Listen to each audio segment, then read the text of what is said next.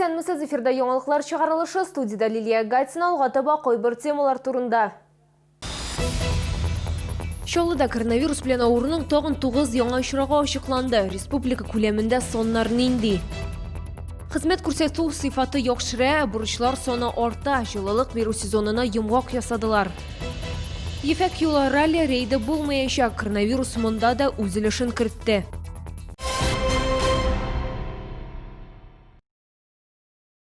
Шолда коронавирус белән авыруның 9 яңа очрагы ачыкланган, барлыгы COVID-19 диагнозы 510 шәһәрдәшебездә расланды. Татарстан буенча тәүлек эчендә 53 авыру очрагы теркәлде. Республикада зарарлану очракларының гомуми саны 3297, 2814 татарстанлы сәламәтләнде. Шул исәптән 124 узган тәүлектә.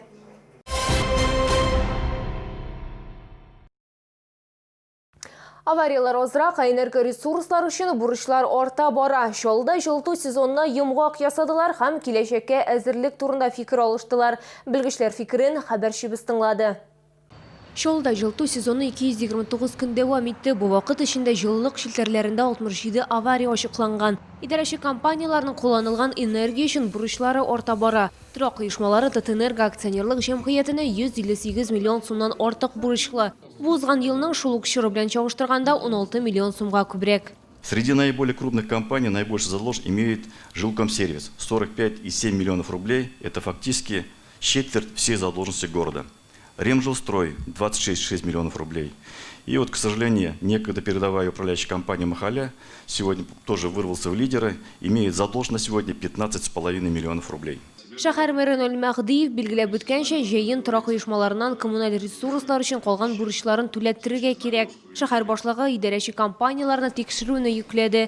Яңа җылыту сезонына килгәндә торак йортларда агымдагы ремонт һәм йорт эчендәге инженерлык системаларын әзерләү эшләре бара. Несмотря на экономические трудности, связанные с распространением новой коронавирусной инфекции, сумма финансирования на подготовку к отопительному сезону на 13 миллионов рублей больше, чем в предыдущем отопительном сезоне. Быел Шолыда 15 километрга якын җылылык челтәрләрен алмаштыру, 12 километр су үткәргеч һәм 3 километр канализация челтәрен ремонтлау планлаштырыла. Лилия Гатина, Ленар Султанов, яңалыклар. Опрессовканың икенче этабы старт ала. 8 июньнән яңа шәһәрнең кайбер йортларында кайнар су белән тәэмин итү тукталачак. 2 июньнән җылылык челтәрләрендә сынаулар шәһәрнең иске өлешендә дә планлаштырылган иде. Әмма БСМП һәм Тукай район үзәк хастаханәсе администрациясе опрессовка вакытын соңрак вакытка күчерү үтенече белән мөрәҗәгать итте. Нәтиҗәдә Зәб бистәсендә Мәләкәс аръягының 25 һәм 26 комплексларында сынаулар 23 июньдә башланачак. АГС һәм Сидоровка бистәләрендә, шулай ук Мәләкәс аръягының 20, 21, 22 һәм 27 микрорайонында 7 июльдән.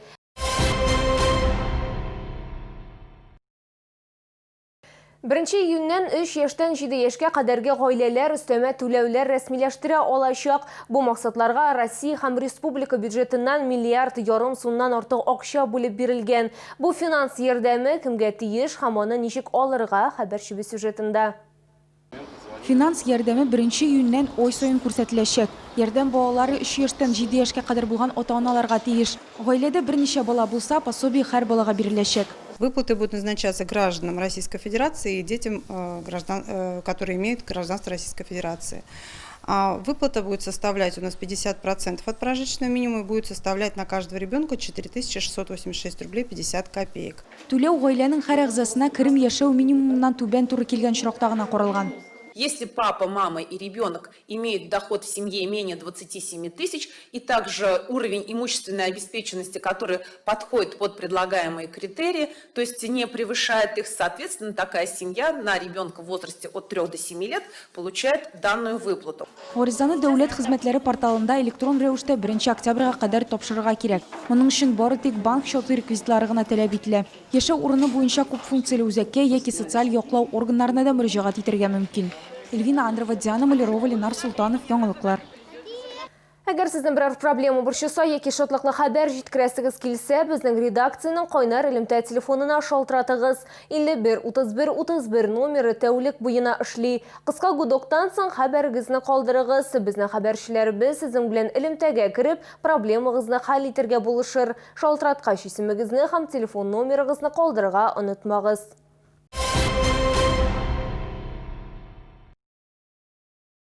Спорттагы үзгәрешләр бу елны 10-нчы халыкара ефәк юл 2020 ралли булмаячак. Мондый үзгәрешләр илдәге эпидемиологик вазгыять белән бәйле. Ярышлар 2 июльдән 11 июльгә кадәр узарга тиеш иде. Башта Россия, Казахстан, Кытай маршруты каралды. Әмма соңрак маршрутны үзгәртү турында карар кабул ителде.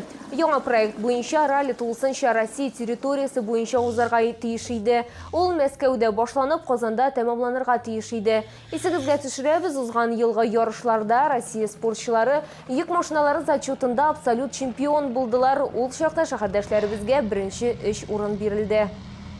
Шолы картиналар галереясы Владимир Потанин Хайрия фонды премиясына лайык булды. Бүтін Россия буенча 200 катнашучы арасында Кояшлы сүрәт проекты өчен аңа музейның иң яхшы волонтерлык проекты исеме бирелде. Эшендә Кояш фонды 18 яшьтән өлкәнрәк сәламәтлеге буенча мөмкинлекләре шикләнгән кешеләрнең социаль адаптациясын үстерү максатыннан оештырылган. Биредә аларга учылырга ярдәм итәләр. Кояшлы сүрәт проекты ярдәмендә мөмкинлекләре чикле кешеләр өчен экскурсоводлар була алдылар. Проектта 6 кеше катнашты. Һәркем сәнгать нечкәлекләрен өйрәнде һәм чыгыш ясау күнекмәләрен камилләштерде. Алар төркемнәр өчен дә, аерым килүчеләр өчен дә экскурсиялар уздырды. Проект 3 ай дәвам итте. Музейның иң яхшы волонтерлык проекты номинациясында җиңүчегә волонтерлык эшчәнлеген үстерү өчен 500 000 сум күләмендә грант бирелде. Музей җитәкчесе сүзләренә караганда, бу җиңү алар өчен зур сюрприз булды. Сами не верили в свою победу. И вот церемония награждения состоялась в пятницу вечером с 8 до 9 в режиме онлайн. Мы слушали, поздравляли своих коллег. И там же объявили, что вот спецприз благотворительного фонда Потанина награждается на Вершчелнинской картинной галерее. Проект Татарстанда гына түгел, Россиядә дә беренче тапкыр гамәлгә ашырылды. Картиналар галереясында хәбәр ителгәнчә, бу юнәлештә эш киләчәктә дә дәвам итәчәк.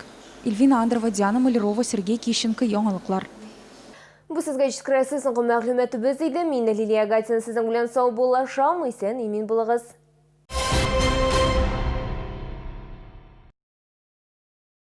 В питомнике «Березка» широчайший ассортимент плодово-ягодных и декоративных растений. Успей выбрать лучшее. Приезжай в питомник «Березка». 366 543. Болгарская ведунья – дипломированный специалист. Высокоэффективный старинный заговор от пагубных пристрастий по фото. Приворот – возврат любимых людей. Благодарность после результата. Запись по телефону в Челнах 21 65 06.